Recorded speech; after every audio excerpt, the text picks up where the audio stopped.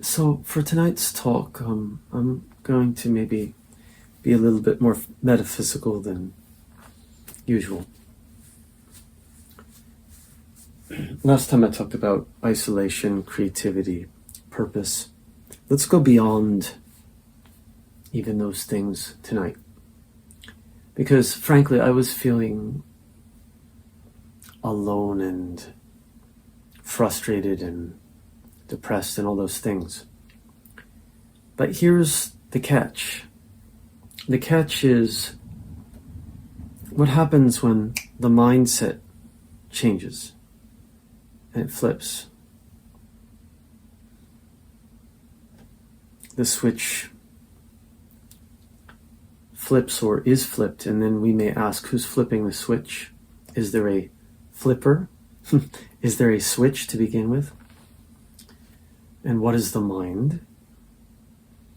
And who are we and what are we? Of course, I've posed this question before, and in my last talk I suggested, without getting too metaphysical, that creativity was a sort of form of, I said, non-religious redemption or salvation. That's how I believe I put it. And I want to take that a bit further now. I'm not talking about religion. If I talk about religion, it will be in a different context. I'm not talking about religion. I'm talking about something metaphysical, going back, and philosophical, right? And going back to what is the mind, who are we, what are we, and when that proverbial switch is flipped or flips or is flipped. When I say who's the flipper, it's like the observer and the observed, something that J. Krishnamurti talked a lot about, that when we are the observed, we are outside of our little egos and we are part of the greater whole. This I also talked about in the last talk from the perspective of those Zen practitioners who were interviewed. If you haven't seen the last talk, I'm actually connecting this more than I tend to connect previous talks. But it feels like a continuation of that talk, because one reason I didn't feel like that I absolutely needed to do this talk tonight, or else I'm going to go crazy kind of feeling, which I did have the other night. One reason is because I've been out more, because I've been in the music again more. This afternoon I played my classical guitar, my guild. I'm going to post that video, my flutes, and gave a lesson and, talked, and then went out and got dinner and ate and talked to people, although it was very, very, very, very superficial. But the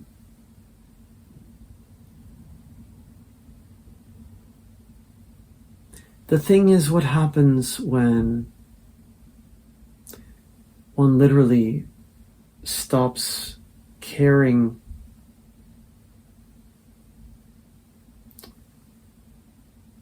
not in a negative sense, but like where one just sort of kind of goes like, okay, so this is this situation, and cool, and I'm doing this, and it's fine. And I'll play my guitar. I want to have a cup of coffee. I think I'll make a cup of coffee. And this is, because we're lucky enough, right? Those of us who can do that. If, you flip through social media and, it's like people starving in Gaza, and you say, my God, and how lucky am I? So, but let's talk about, okay, if we have the ability to play our guitar or make a cup of coffee, then we do this. And if I'm going to talk about, the horrors of war and starvation, that's going to be moving in another direction. Maybe I will link that somehow, or try to. I don't really want to delve into that too much. Let's bring this back to the table, to a very simple yet profound, I think, way of thinking about the mind and consciousness of all of us, of any of us. And this could connect to suffering and death. That's why I say this, but I don't want to bring it there right now as a talk, as a philosophical talk, okay? Those of you who are watching this video are likely, as I am, in a place where you can watch the video on YouTube with Wi-Fi and you're not starving and you're not under immediate oppression. So then, what is the consciousness? What is the mind? And who flips the switch when the switch flips? So for me, the other night I was feeling kind of lonely and crummy and irritable. And tonight I feel less so. My situation hasn't changed at all, really. Well, it has a little bit, because it was the weekend and I wasn't on crowded trains. And I wasn't looking at people with their noses in their phones for like an hour on a crowded train one way and then the way back.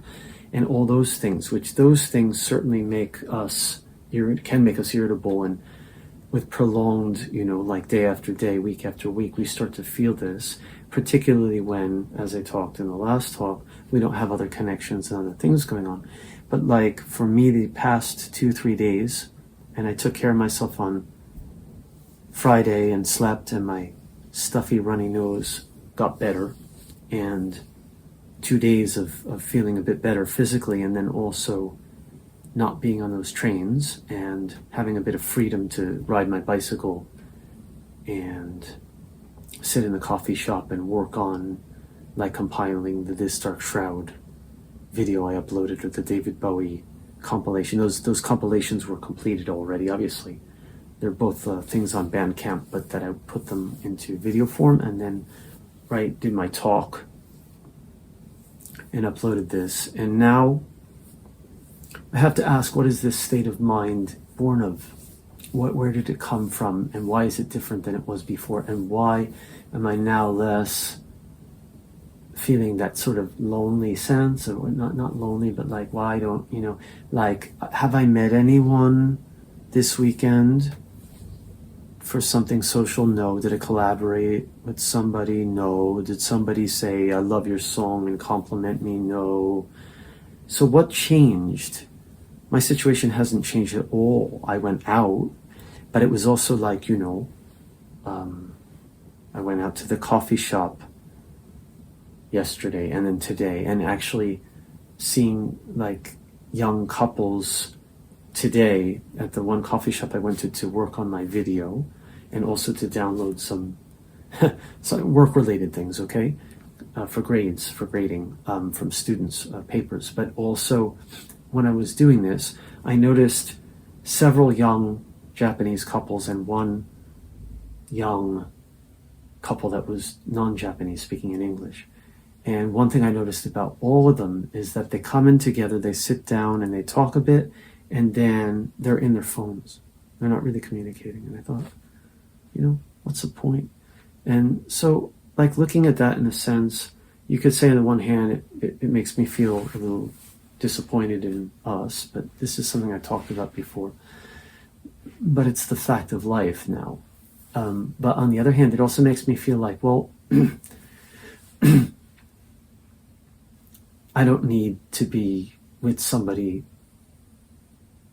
in a relationship where, like, I go on a date and we sit there and talk for 5 minutes and then we text or flip through our social media feeds while we're sitting there together. That's pointless. And what was I doing? I was fully concentrated on what I was doing, and I was revisiting This Dark Shroud, and I was doing a write-up for the opening of the video, and I rewrote it many times actually, and then it has to be edited, like with the timing and everything and the music. And I was very much concentrated on this for several hours, and also playing back some of those tracks, and it was good. I was like totally content with that. And then I came home and played my guitars and filmed that, and then I had my lesson, and then I went out and ate because I was starving. I hadn't eaten anything since this morning. I only eat 2 meals a day anymore. And I was kind of late to the place, and I apologized and stuff, and came back home and worked on editing the guitar video, and now I'm doing this. But I don't feel like if I don't do this, I'll go crazy tonight. It's more about, as I said, I'm going back into a loop here, but the metaphysical part is what changed that mindset. Was it just the fact that I'm not on crowded trains? That's part of it. Was it just the fact that I've had some time to do talks and edit the video and everything else? Okay, but then nothing has changed in my life. It's not like I had a great chat with someone. It's not like I said, people are like, suddenly like buying my music, or I'm getting likes all over the place. That kind of stuff actually doesn't, it's nice, but it's not, going to change my mindset that much, right? It might be a temporary, oh, that's cool. And occasionally I do, like I get a like or I get a comment. It's like, oh, that's cool. Somebody watched it, or they said something nice, or they give me a like. That's cool. And sometimes I get thumbs down too. And like I can see it. I'm like, oh, okay, whatever. So that's not why. That hasn't fundamentally changed or flipped the switch, as I called it. So how did the switch flip, and who flipped it? Did I flip it? And if so, why? Why? If we are in charge of the switch and we can flip it any time, we would. We would just flip it to the right. That's what people do, try to get their dopamine boosted by drugs, alcohol, sex, flipping through Instagram feeds, or whatever it is, dopamine, right? It's not that. That doesn't work. I mean, that works very temporarily, and then you need another fix. So it's not that. I think playing the guitars helped, and all these things. Definitely. I got to do music. But like going deeper, as I say, and getting a little metaphysical is, what is that? And who are we? What are we? What is it that makes us, not talking about dopamine, which is that burst of, rush of good feeling that doesn't last and often has a crash after, like when you take a drug or you drink too much and you get sick the next day. There's usually a crash to follow that, or you become addicted if you don't get more, right? So it's not that kind of dopamine thing. It's more like a steady up or a steady down, or then it levels up. It's not like I sat in meditation all day either, or like, like I wasn't in nature all day, or went to the hot springs either. There was a little more, I got out of the apartment, which I needed to. I was in the sun a bit. I'm sure all these things, play the guitars, had a lesson which actually was enjoyable in a way, because it's a business guy, but he was asking me questions about the US in Japanese, and I was recalling things, and we were kind of laughing and talking. It was a kind of casual lesson. It was his last lesson before he leaves for the US on a business trip. But there's something beyond all this to get very serious about this, and to get to the metaphysical part. I mean, there was a comment I made when I was depressed on my Instagram feed, and I just said, I feel like I'm sitting in this room waiting for the end or something, and like, what have I done to kind of feel this way? I was like really hitting the bottom, and that's after that I did my talks, right, to get that off my chest. And I got a comment that, like, no one deserves or does not deserve. There's no, it's not this thing. And I use the word karma, and, but karma, of course, has the meaning, mainly it means action. You do something, and then there's, as a result of that, the next thing. Not that you control everything via your action, but that your action sets off, right? It's like the Mandela effect and all these things, right? The butterfly flaps its wing and it creates a ripple somewhere, kind of idea. That karma is in part this. It's not just about reincarnation or those religious ideas or those belief ideas that you believe or you don't believe, but it's just like on the very basic fundamental level. And then tonight I saw, again, and I've been flipping less, but just a quick post that kind of came in. I think it was also Instagram, and it was like, maybe all the rich people realize that karma and like punishment or God is false, and so they're just doing whatever the fuck they want, kind of thing. And actually, I got to thinking about what that means and what that meant, or if that's so. I'm not talking about, again, religion or belief in God or a God or some God or another God. I think those things just are causing all kinds of problems in the world. The beliefs in the us and them. I talked about this before too, because like religion becomes us and them too, right? It's like, I'm a Buddhist, or I'm a this, or I'm a that, or, and then That's just labels and ideology. So again, the talk is not about religion, but karma is a concept, right, that seems to have some validity or makes sense in the real world, and so it can be used that way, but it can also be misinterpreted or misused, or used to justify this or that, the caste system, in India, for example. But what is it really at the base of humans, this consciousness and this mind and this, or this question of free will versus not, and or fate versus, free will versus fate, or maybe there's a fate but we can change it if we do that, or maybe it's all bullshit and there's no God and there's no karma and we can do whatever the hell we want, or and then someone else says, they're making bunkers and they want to go to Mars because they're scared because they messed everything up, and now they realize that they're going to die too unless they have the elixir of immortality. It goes back to the ancient Taoists who tried to find the elixir of immortality in different ways by meditating on a mountaintop and combining weird chemicals and drinking, and some of them died from that. So nothing new under the sun, nothing's really changed. Nothing remains. What is it? Everything's changed, nothing has changed. David Bowie and Sunday, and we just go round and round in these recursive things. But what is consciousness? What are we? Who are we? What's the mind? Who controls it? Who flips the switch? Who flips it? Who's flipping, and who's switching? Or are there switches? Or the brains or the minds? And quantum physics talking about how the brain is a receptor for some other consciousness, and then you have all these theories about aliens and this and that, and AI are really come to teach us a lesson about who and what we are. And I don't know, but all this stuff is just overwhelming. And then you get in an accident and you go into a coma, and it's like, where are you then?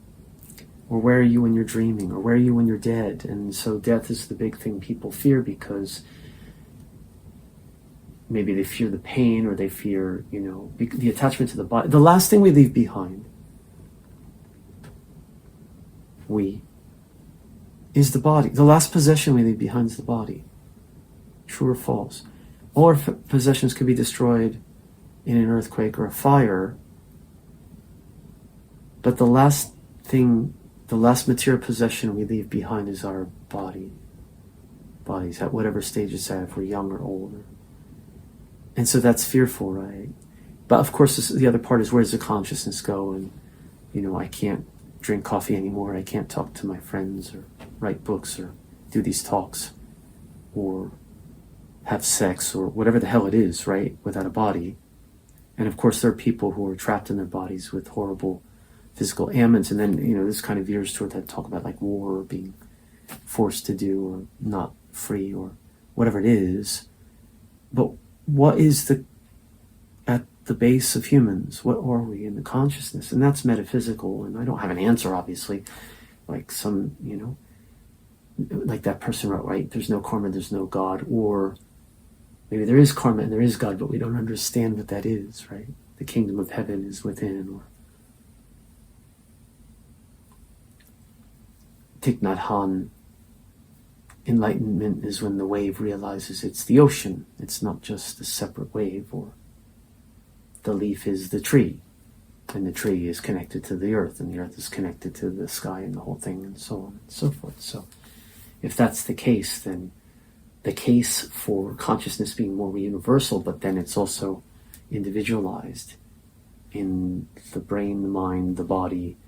But then when it's set free from this body, and there are all kinds of theories behind it. But in my case, why am I thinking about this in this way? The depression kind of lifted, right? And some say, well, that's obvious because you got to get out, you got to do. And it's true. I'm saying I wasn't in crowded trains. I played the guitar. I got out in the sun. I rode my bicycle. And I feel better. But nothing has changed in my life, really. Like I say, I didn't win the lottery. I didn't, right? No dopamine boosting anything is what I'm saying. I suppose you could argue that playing the guitar boosts my dopamine, singing boosts my dopamine, being in the sun boosts my dopamine, sitting in a coffee shop and creating a video or writing text about my This Dark Shroud project boosted my dopamine. But like, what essentially has changed between the other night sitting here feeling like I'm gonna go crazy and talking to my wall, and today, right? I didn't obtain any new possessions. I didn't buy anything that I don't need. I didn't eat food that made me like. I did eat something I want to eat tonight. It tasted good, but it's not like life-changing for me. I'm not actually that much of a foodie, and I don't eat much anymore. But of course, I enjoyed it.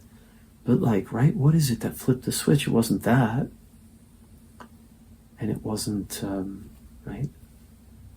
I didn't meet someone, and now I'm excited, and like this. So, really, what is it that creates those shifts in us? And then that begs the larger question of who and what are we? And I said I wasn't going to talk much, but now I'm just thinking about, so like if you're in a war situation, you're starving, you're miserable. It goes back to like, and here it is, right? Viktor Frankl, right? And Man's Search for Meaning, a number of people have shot that quotes from that back at me. Japanese people, friends or acquaintances. And it was online. It's all online. I said I don't have anyone face to face. It's true. These were all online on SNS, like, or Messenger kind of thing, where people were shooting them back in Japanese. When I said something in people, it's like, well, Viktor Frankl, and I know Viktor Frankl, and I read Viktor Frankl as a kid. My grandmother sent me his book. I read Elie Wiesel and all these things. Diary of Anne Frank I talked about with my students last semester. They weren't so impressed, but I asked, why does she write if she knows that maybe no one's going to read it and she's going to die? Why write? Because I taught in the Country of Last Things by Paul Auster, which is a kind of dystopia, and it's written in the form of a letter. But the female character, Anna Bloom, writing it, she says at one point, I don't know if this is ever going to reach you or if you're even going to read it, and you don't need to read it. It's just I'm writing it, to write it kind of thing, and I need to do. And Auster actually makes this his theme often in his books that are written this way. His fiction and his nonfiction he's spoken about. The Red Notebook I've taught too. I love Paul Auster, by the way, his writing. I've taught him several things, the New York Trilogy and all this stuff. But so anyway, getting back to the Country of Last Things, and then Anne Frank, and then Viktor Frankl, right? Frank and Frankl. And Frankenstein, which is AI. We've built Frankenstein's monster, huh? We're setting it loose. And so what is meaning, and why do we live? And Frankl said, I saw a quote that extended out the quotes that these people were sending to me, which is like the same quote again and again. I mean, in the face of horror, how do you survive and how do you find meaning? And the sort of extended quote from that book, which I haven't read in years, but I sort of recalled, was like, if you put your energies into something or someone, and I think he says something first and then someone, not someone or something. And this is kind of like exactly what I said in my last talk, but I wasn't thinking about this, about Frankl at all. And those weren't the quotes that were being sent to me. It's like something. So I said music, creation, creativity is the redemption, is where happiness comes from for me. So that's something, right? Put all your energy into that something. So what did I do differently these last couple of days is I put my energy into my music. I played the guitar. I made a video from that. I edited these compilations and shared them, even though I don't know who's listening or if they have not that many hits yet, either of them. My talks get more hits than my music, which is, like I say, fine, it's great. So there's that, or someone, he says, and I mentioned this in my last talk too. I said, for some people, it's helping someone or people, help, going out and volunteering the cause like Gaza, or like, in your local community, trying to help the homeless, or helping a friend, or if you're helping a family member who's ill, or if you have a lover or a husband or a wife or a sibling or whatever it is, and you're pouring everything into that. Something greater than oneself. So for me, it's been music and creativity. But maybe I'm kind of selfish too, because like, I got divorced, right? I'm not with my daughter, and that sometimes is very hard for me, and also it's the result. That's karma. The action and the result. That's what I meant by karma, is this kind of thing. So that is karma at play right there. So I can't complain about that, and I can't, that's what I did. And also I think it's what I needed to do what I do now, but it wasn't like a direct thing where I decided and did, and then I knew I would, right? And then it's always a trade-off, and this is life. That's what I mean by karma, that the action has the result of some sort, and then it's not necessarily totally in your control. And free will versus right, free will versus a predetermination is this too, because maybe I was predetermined to marry, have the daughter, and leave that because of my personality, that it was inevitable that we would have, right, not gotten along the way, and then I would have had this thought, and then that led to the action. And same with my ex-girlfriend, who I still think about a fair amount, but I also think about both sides and all sides, and that too probably needed to go as it went, because I learned the lessons I learned, and I suppose she did too. I don't know from her side anymore. I have no idea what happened to her or what she thought after, or maybe she's happy now, I hope. So, but like each thing is karma, which is, and again, I can't say free will, not free will, but it's the action and the reaction and what happens and where we go. And so this consciousness is ours, or is the switch being flipped by someone or something else, or by some kind of predetermined karmic something? And how can it flip like that, where one day it's depression and the next day it's fine, even though the external circumstance, apart from the things I mentioned, like getting out in the sun a bit or playing the guitar, hasn't really changed much, But the perspective can flip on a dime. At least for me, it does. It tends to be. I tend to be, and go ahead and slap labels on it. We all have different.